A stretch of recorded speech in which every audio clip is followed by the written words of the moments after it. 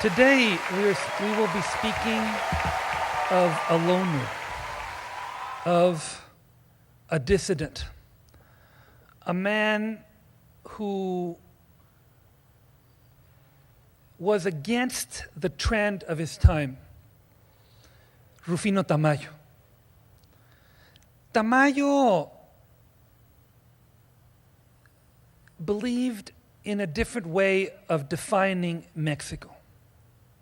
He was part of a generation, the great muralist generation, that believed that art should be politically committed to the great social causes,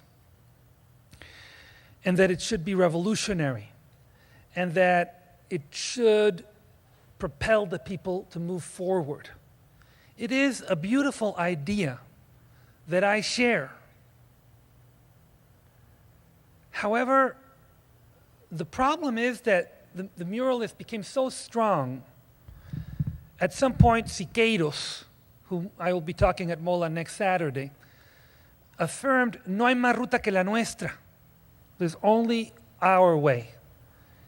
And Tamayo attacked that idea. He did not believe that art should be political. And he did not believe that the revolution was synonymous with Mexico. He looked for Mexico in the color of the fruit, in the color of the soil, in the mythic landscape of the land. And he tried to redefine what Mexico was. What he pursued in his art was not to celebrate Indians, because the art of Diego Rivera, the art of Siqueiros, of Orozco, they all painted these wonderful images of the ancient Mexican civilizations. Rufino Tamayo says that is not important. What matters is to rescue the indigenous aesthetic and make it live again. So Tamayo for many years was isolated, fought a very lonely path, was considered by many a traitor to the movement, a sellout to the forces that were against muralism. And yet Tamayo's art and legacy is powerful. And I would say that today his influence is felt throughout Mexico and throughout the world. His is the most sensual of art. I say sensual, I mean that it involves the senses. Octavio Paz once described him as his art as an untouchable fruit. And he said something that I like very much. He said that to look at the work of Tamayo is not to assist in the revelation of a secret. See, a lot of the surrealistic art and all this, a lot of this obscure art that you have to kind of understand somehow, no? You have to participate in. He says, Tamayo is not that. Tamayo is not to assist in the revelation of a secret. It's rather, he said, to participate in the secret that exists in every revelation. In the opening of a flower, in the maturation of a flute, in the presence of fire, in the wonder of being alive. So Tamayo's looks for an art. He says, I'm interested in art not for what it represents, but for what it is. I want the art to be beautiful because of the matter. He's the most materialistic of artists. He could spend days looking at a surface or creating a red or a blue or painting a sky, exhausting all the possibilities of a color.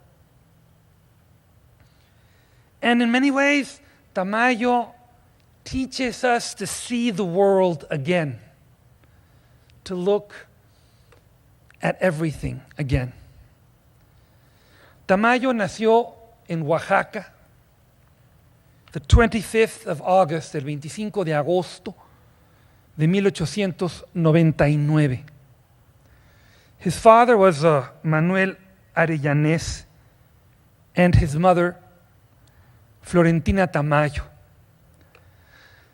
Oaxaca is perhaps the only place in Mexico where the indigenous culture is still dominant. There are places en Oaxaca y lugares en Oaxaca donde todavía existe el matriarcado. Y si no, mis compañeros aquí. There are places in Oaxaca where there are matriarchal societies. In other words, the force of the indigenous cultures in Oaxaca is very strong to this day. And the father abandoned Tamayo and his mom. And the mother of Tamayo is a seamstress. And she adored Tamayo. Tamayo, at 90 years old, still cried every time they mentioned his mother. And Tamayo was a very religious boy. He was an altar boy. And he did exactly what the priest told him. He went to communion. And then the mother becomes sick. So la mamá se enferma gravemente with tuberculosis. And Rufino believes that he can save his mom because he's good with God, because he's a friend of God. And he's absolutely sure that God will stand by him and will help him. And so Tamayo decides that he's going to save his mother through prayer. Se decide salvar a la madre rezando. And he does these processions on his knees from the entrance of the church to the atrium and then to the campanario.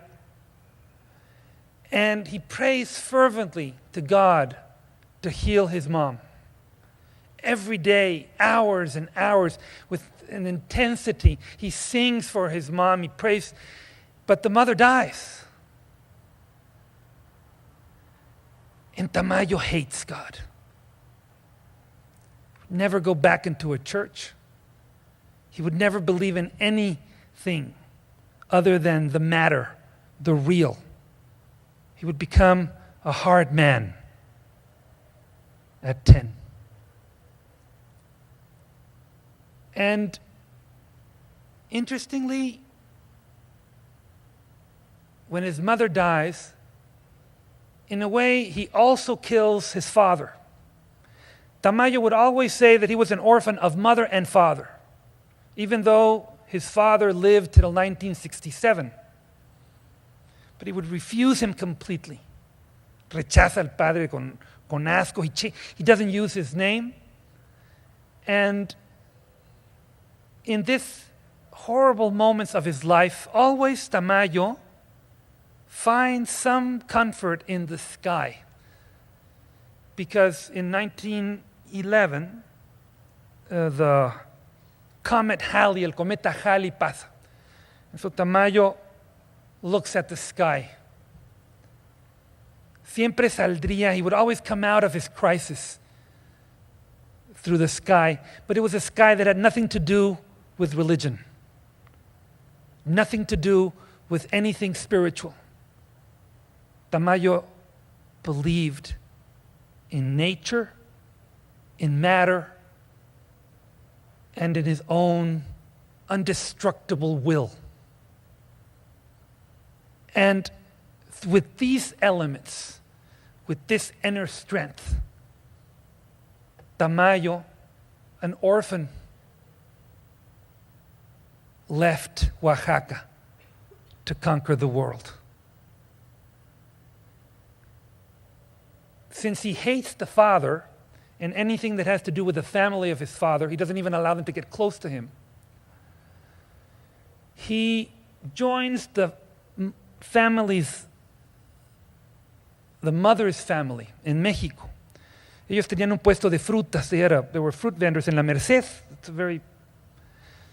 And so he works in La Merced, in this fruit market. Mexico City is a very high city. So the fruit has to be taken to Mexico completely green. Tiene que llevar la fruta a México completamente verde. Otherwise it rots.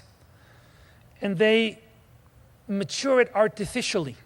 So Tamayo could see how the fruits matured and how the color was born.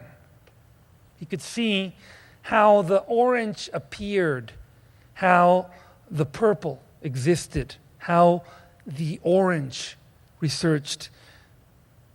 All of these impressions would stay deep in his mind, todas estas impresiones, and he would later be able to paint them when he does these incredible. I don't know anybody that has painted fruits like Tamayo. Look at this water. This is una piña, a pineapple, or los plátanos, but especially the watermelons. And what would begin as a painting of a watermelon becomes a symbol of fire, a symbol of life, like this watermelons of Tamayo. There's nothing like that I have ever seen in my life. In their simplicity, in their absolute power. Now, it was very difficult for Tamayo to become an artist because he came from an environment that did not, they were all business people. They didn't have any.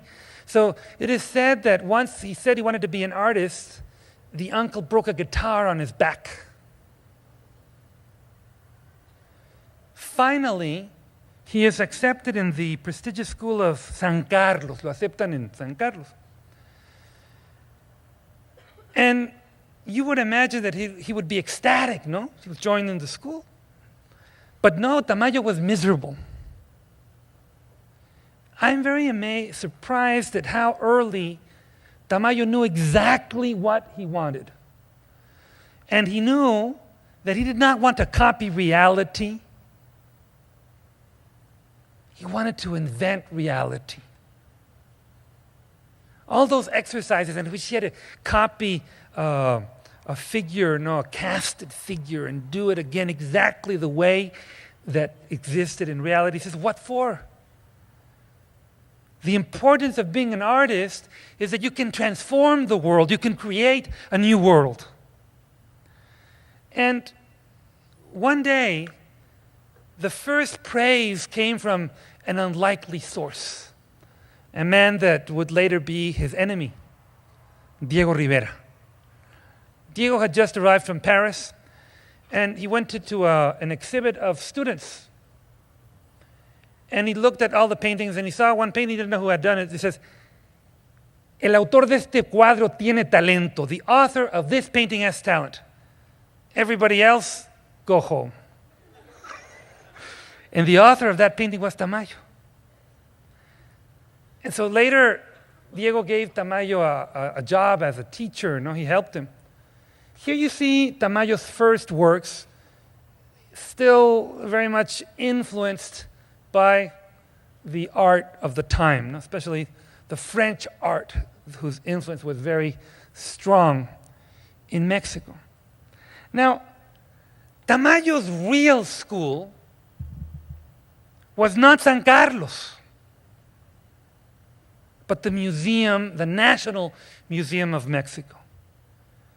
José Vasconcelos, the great Secretary of Education, we've talked about him in previous lectures, gives him a job in the National Museum, in the Department of Ethnicity. And the job of Tamayo was to document the entire Pre-Hispanic collection of the museum. He had to draw every Pre-Hispanic object of the museum. And by doing this, In those days, these objects were not considered works of art. O sea, la chamba era dibujar todos los dibujos. And after doing thousands of drawings, they reveal their secret to Tamayo. He understands the Indian aesthetic, the essence of this art. And he sees it as art. Most people only saw it as anthropological curiosities. And this has a profound influence in his life. You can immediately see his whole artistic project is to dar vida a ese arte otra vez, to give life to this art again. Now, the fact that he's now working in a museum, that he's not in the fruit market, that he can talk to intellectuals like Salvador Novo, that he can dress a little better, he can go to the theater, and he becomes a good friend of Carlos Chavez, the great composer of Mexico. They form an interesting team because Carlos Chavez, in those days the movies were silent. And for the Covarrubias lecture, I'm going to bring one of those pianos. You'll see. And Chavez used to play, pero era miope. He was short-sighted. And plus, he got into the music so much that he started in the romantic scene and doing variations and variations. He kept that, but the romantic scene had already finished. And so Tamayo used to tell him, dramatic, now it's horror. Tamayo used to tell him, so that he could kind of get with it, no? And together with Carlos Chavez, they go to Manhattan, to New York. They're desperately poor. Sometimes the only thing Tamayo could eat in a day was an apple. This is why he thinks of New York as my big apple experience. Porque a veces, and you know how it is, with artists and with everybody, You go to New York and pues lavas platos, you wash dishes, you do this. But Tamayo did not refuse to do anything other than painting. He accepted to teach a little bit, but nothing. He had a beautiful voice. Once they invited him if he could sing, and he said, I'll sing in a Broadway play only if you allow me to do the scenery. He was absolutely stubborn in his idea that he was going to make it as an artist or he was going to starve. But he was not going to compromise his art. Here you see Tamayo and Chavez in New York.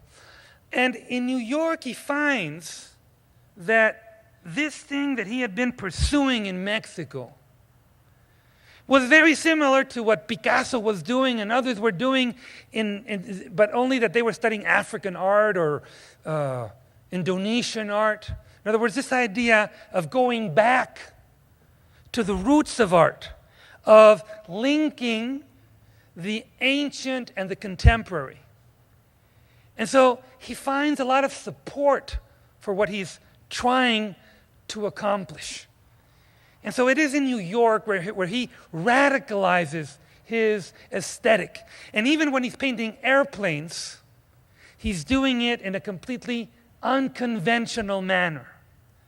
Here you see some of the paintings that he does at the time. And it is an interesting fusion of the world of technology, the world of modernity, the still life tradition, and the pursuit of something original and indigenous. He returns to Mexico and he falls madly in love with an artist by the name of Maria Izquierdo. Maria Izquierdo is one of the great artists of Mexico. She is as important as Frida Kahlo. She is extraordinary. It's disappointing to me that she's so little known in the US. And with Maria, Rufino Tamayo finds everything that you've read about, this kind of passion, mixture of interest, this kind of perfect relationship. People say that at the time when they were living together, these paintings were suppressed by Tamayo's future wife for 40 years. But at the time, Maria Izquierdo had literally joined a circus. And so she paints these things many times, and their communion is such that if you look at the paintings, and I did this deliberately, sometimes it's difficult to tell which are Tamayos and which are Marias. People that knew him say that he was never happier in his life. Maria had 2 young daughters, and Tamayo sang for them and did little baskets for them. But Tamayo was a hard and practical man. And at the same time that he was living with Maria Izquierdo, his old friend Carlos Chavez, that now had become the director of the conservatory, introduced him to a woman who hated his paintings. This woman had seen the murals that Tamayo had done and had registered a complaint with the director, and it said, I want these ugly paintings removed. And so Carlos Chavez said, look, let me introduce you to the author. That's how they met. Olga was a wealthy woman. She was the daughter, she was wanting to be a pianist, and she was the daughter of a general. She was well-connected, she had wealth. And as soon as she met Tamayo, she fell madly in love with him. And it was she who proposed marriage to him. And I think Tamayo must have felt that love don't pay the bills, no?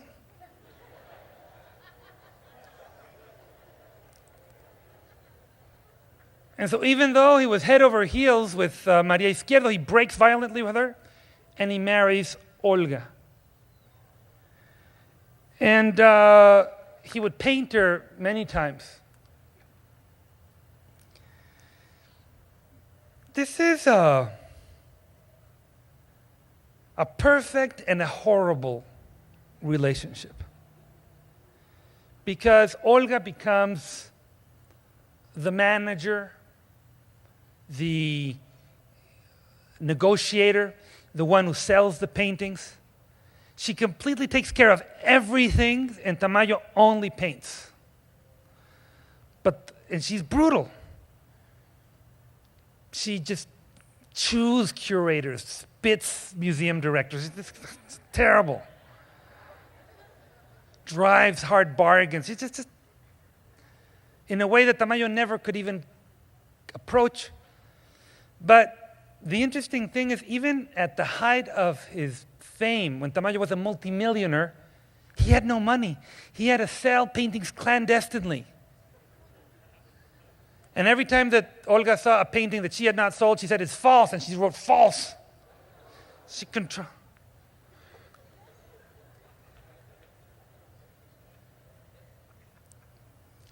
Now, with Olga, he returns to New York, and everything begins to change. Now, at first, Tamayo is still influenced by this idea of revolutionary art. But even in paintings like this one, called Ritmo Obrero, proletarian rhythm, Tamayo seems to be more interested in the rhythm of the figures than in their political content. And he begins to do murals that are completely different from anything that his colleagues had done. Look, for example, at this mural that he does in Smith College. The whole mural is about the relationship of the artist and his model. He puts the different elements, the water, the earth, the woman, very much influenced by Cubism. But then the relationship of the artist with the model and the artist with his muse. And then in the late 30s, with the emergence of the first Spanish Civil War and then World War II, and the massive violence that is unleashed throughout the world. And in a similar way to Picasso in his Guernica, Tamayo, again inspired in ancient Mexican art, creates these terrible paintings that address the violence of the times, but do so in a symbolic manner. He paints you these howling dogs or these people that are attacked by birds, or the screams.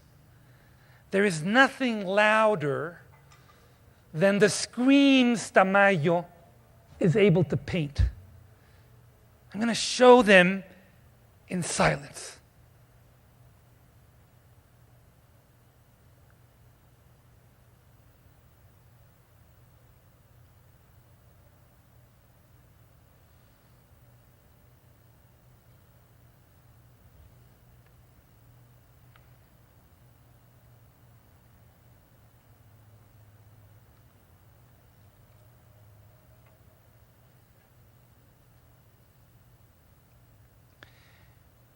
And Tamayo enters into this very serious depression. But again, like when he was a child and after losing his mother, he finds some comfort in looking at the sky. And he does murals like this in which the figure seems to walk upward or reach out to the moon. Then he does murals like this one that have to do, this one has to do with the conquest. And oh hell, I'm trying to find the pointer here. For example, he does this horse that signifies the conquest that is breaking all the ruins. But you see, there is nothing, the eclipse, the colors. He makes you feel the horrors of the conquest. But there's nothing literal about it. There's nothing obvious about it. And you derive as much information by understanding what the drawing means than to simply letting you absorb the color of this work. And these murals are in direct opposition to what the other muralists were doing. I mean, they were here, the fist fight. Tamayo was against all of this. If you come to Mola next week, you will see Siqueiros, another extraordinary artist, that was such an antagonist of Tamayo that at one point they almost went to physical blows. Because look at the way that Tamayo paints. This mural is called El Nacimiento de la Nacionalidad, the birth of the Mexican identity. It's in the Foreign Ministry of Mexico. And you see this figure, and one foot is like stuck in the ground and the other is lifting. And then over here you have the serpent and the jaguar. The serpent, Quetzalcoatl, becomes the cross. And the jaguar becomes the devil. Y utiliza los colores nacionales. It uses the national colors, the red, the white, and the green. But who would ever know that? You look at a magnificent piece like this. We're going to have a brief intermission. Thank you so much. One quick reminder, the final show on August 16th is not at 8:30, it's at 8. And the shows at Mola are not on Sunday, but on Saturday. So get on my webpage. Now, Tamayo was a natural musician. One of the reasons that I wanted to have Maribel or somebody, because Tamayo, music was a fundamental part of his life. And he painted music many times. This is one of his most famous work. It's called Músicas Dormidas, Sleeping Musicians. He also recreates pianists, flautists, and I could not help throwing in one of dancers. Modo que niegue la cruz de mi parroquia. But look how beautiful this image of dance is, and how it gives you the feeling of dance. Interestingly, it reminds me a little bit of Degas, even though it's completely different, but there's something about it, the movement, the motion. He's also interested in elements like fire, and he paints a fire that is very different from that other great Mexican Prometheus that is Orozco. We will be doing Orozco on August 1st. Look at this painting, for example, of children playing with fire. The interesting thing about the fire of Tamayo is that it is an aesthetic creation. The fire itself is an opportunity for him to elaborate and to explore the many possibilities of orange and red and how they intertwine each other and become something different. Perhaps the most famous mural of Tamayo dedicated to fire is in Puerto Rico. And it is, again, about Prometheus. There's something about Prometheus in that image, this giving fire to people. But the mural is almost abstract. And there is something magnificent in the way the orange is combined and submerged in the blues. Look at how, he paints humanity in the dark, receiving the fire. As you know, the Greek myth says that Prometheus gives the fire to humanity, and in punishment, he is tied on a hill where a vulture eats his liver every day. So here you see the darkness and Prometheus giving fire to humanity, but in a very different way than the same scene if it would have been painting by any other of the muralists. Now, as you know, the 60s, I really believe that the great cultural revolution did not occur in China. It occurred in the streets of Paris and New York and Mexico City. And in Mexico City, the movement of students in the 60s was particularly strong and beautiful.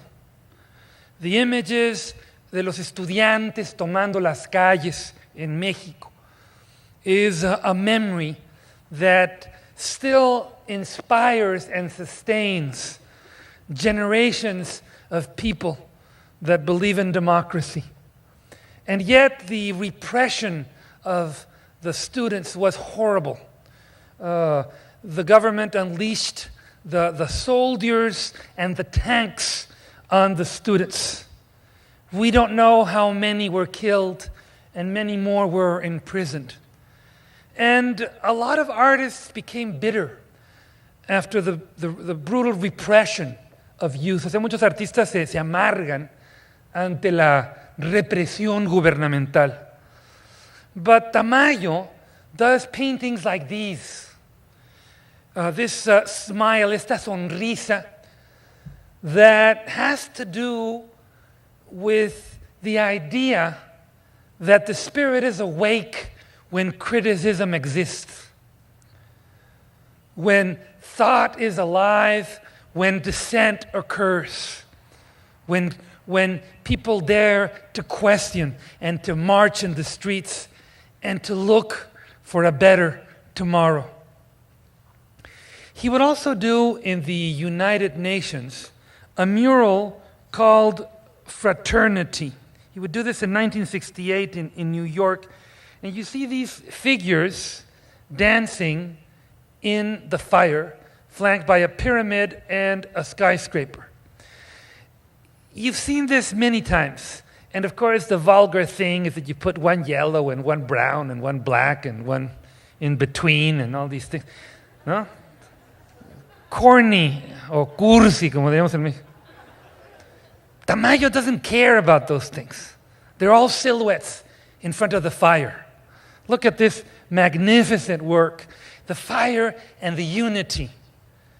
Extraordinary. Who cares about the differences in what matters is the communion, the fraternity of the Spirit. He also does some very interesting paintings of places. But the perspectives Tamayo take are completely different from the normal perspectives. This is called playa, beach, or costa. And you see a coast, you see the ocean, the sand, the mountains. Who draws a beach like that? Everybody goes on the Beach Boys, it's gorrito. The earth, the deserts, even pollution. Who can paint a more devastating image of what we're doing to the earth than Tamayo? In Tamayo, we've always heard that geography is the mother of history. But the opposite is also true. Geography is also the result of history. What we're doing to the earth by destroying it, by polluting it, by throwing chemicals into the air. And all of this is captured magnificently by Rufino Tamayo. He would do this mural that is called America. And again, one can only imagine the way Diego Rivera would have painted America. Probably he would have shown a chronology, different periods of time. But Tamayo instead gives us a mythic America. He buries the crosses, this figure of a woman. Then you see the oil springs and the corn, the water. Here's the oil, the sun. In other words, it is a much different take that is mythic and is influenced by the color of the world. In the 70s, Tamayo's work becomes almost abstract. He tries to do paintings, he says, as flat as possible. Like these images that are almost fused with the backdrop. Now, Tamayo is also considered one of the great colorists of the world, but he never uses a palette. And if you look at his works, he uses very few colors. Rather than use many colors in a painting, he's more interested in exploring the many possibilities of a gray or a red. And yet, his work is not only color. This image of peace with the dove and the essential traits, he stops drawing eyes or mouths and gives us the silhouette, the essence of things. Or this wonderful man in red. But Tamayo is also a master in depiction if he wants to. This is a painting of famous Mexican comedian Cantinflas. And everybody recognizes Cantinflas. In other words, he can do whatever he wants. He can also paint the most horrible subject matter like pollution, or this is a work on an abortion. And he gives us this fetus that has been cut by, and the colors of it, the grayness of it, the unforgettable power of this piece. I remember when I worked at Movado that we presented this piece in an exhibit that we had, and people were shocked when they got close to it. It's just one of those images that grips you in a manner that no realistic depiction could. Tamayo was also and always fascinated by pre-Hispanic art. He traveled and he collected it, and he even created an entire museum dedicated to pre-Hispanic art. Only that he presents all these pieces, o sea, muestra todas las piezas, not in an anthropological order, but as works of art. He would also do some sculptures in which, again, he would re-elaborate some of the ideas of ancient Mexican art, not copying them, but transforming them and giving them a contemporary meaning. Perhaps my favorite sculpture by Tamayo is in the University of Mexico, this tall tower of humanism dedicated to the spirit. He would also do some murals in which he would explore this Indian aesthetic that he became aware of as a young man. And perhaps the greatest achievement in this field would happen in 1964, where in the Museum of Anthropology, he would do this mural, Duality. And again, you see the night and the day, the jaguar and the serpent clashing. This is a mural that was painted in 1964, but if I were to tell you that this was a mural that was found in a Mayan or Aztec ruin 500 years ago, you would probably believe me. In other words, Tamayo has understood, has been able to express this dream of unlocking the secret of pre-Hispanic aesthetic. The other passion, in addition of pre-Hispanic art, would be contemporary art. And the Tamayo Museum in Mexico City, the great disappointment of the Tamayo Museum for many that go and visit, is that there are very few Tamayos. Because Tamayo was not interested in building a shrine for himself. What he wanted was to share with Mexico the contemporary art of the world. And that is exactly what this museum is. Tamayo would also be a wonderful promoter of other artists. He would always find time to go to the exhibits of young painters.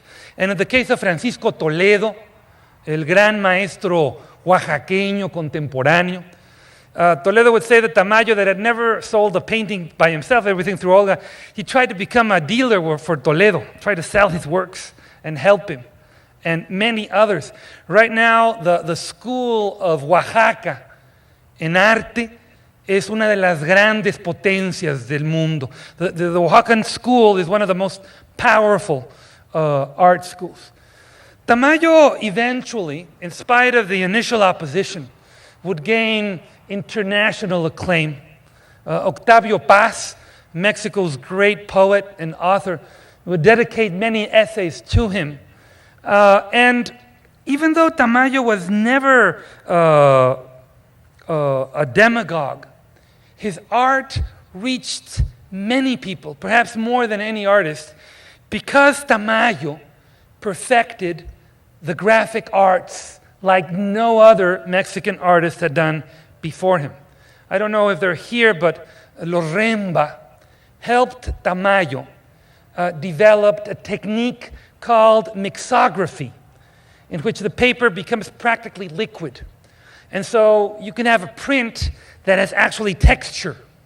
It seems almost like an original when you look at it.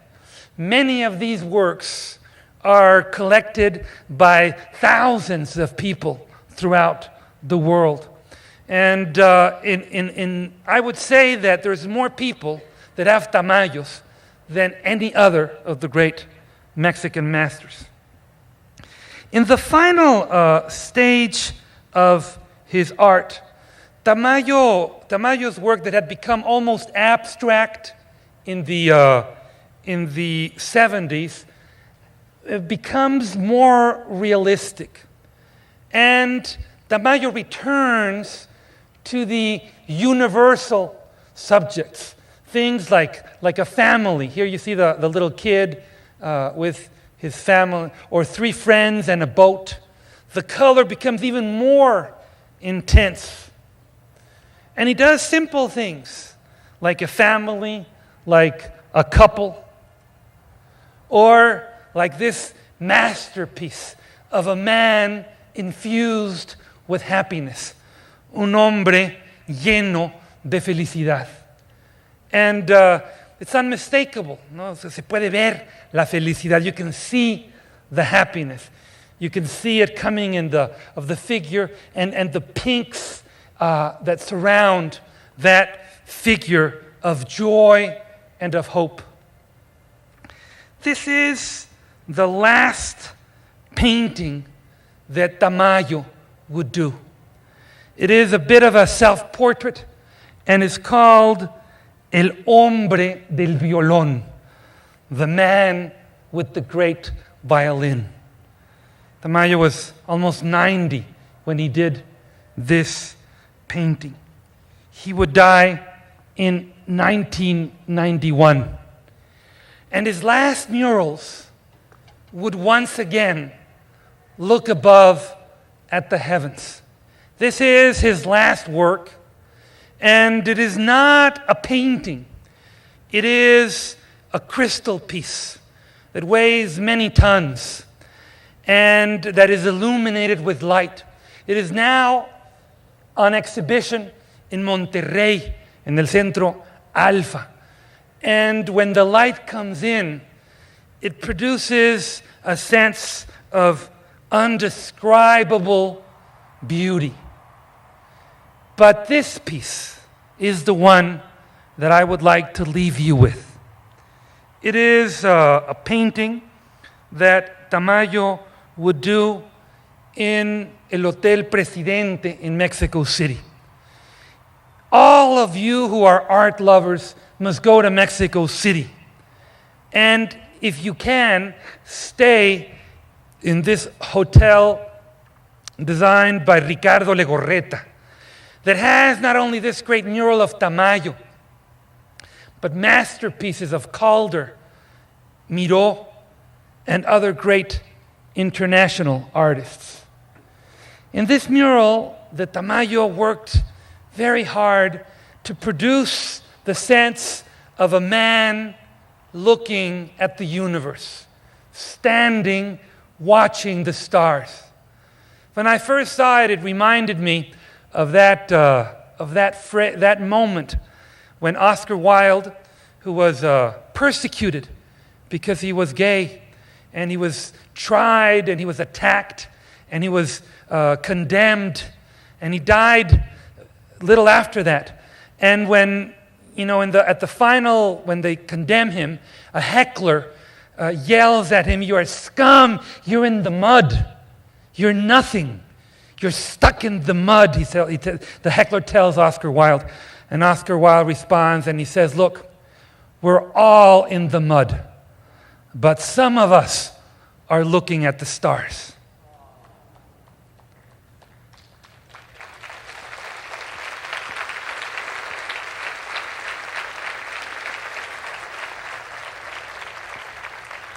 But there is something more right next to this mural, which is a poem by Rufino Tamayo, in which he talks about the colors that had inspired him all of his life.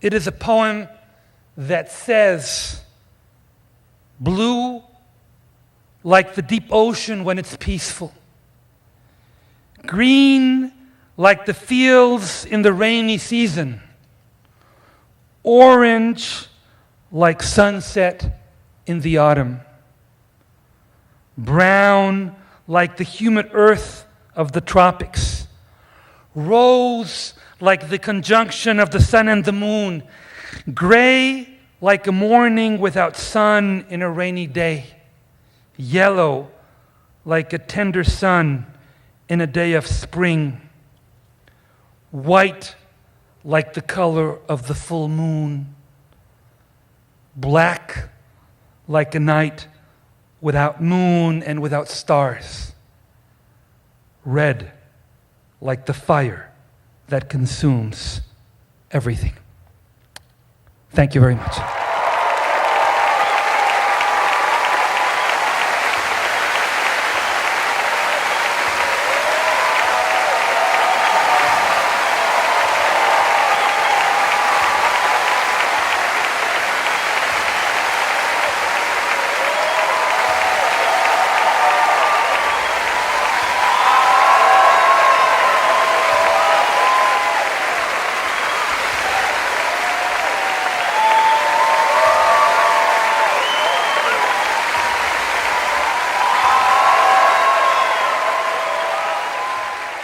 Funding for Live at the Fort has been made possible in part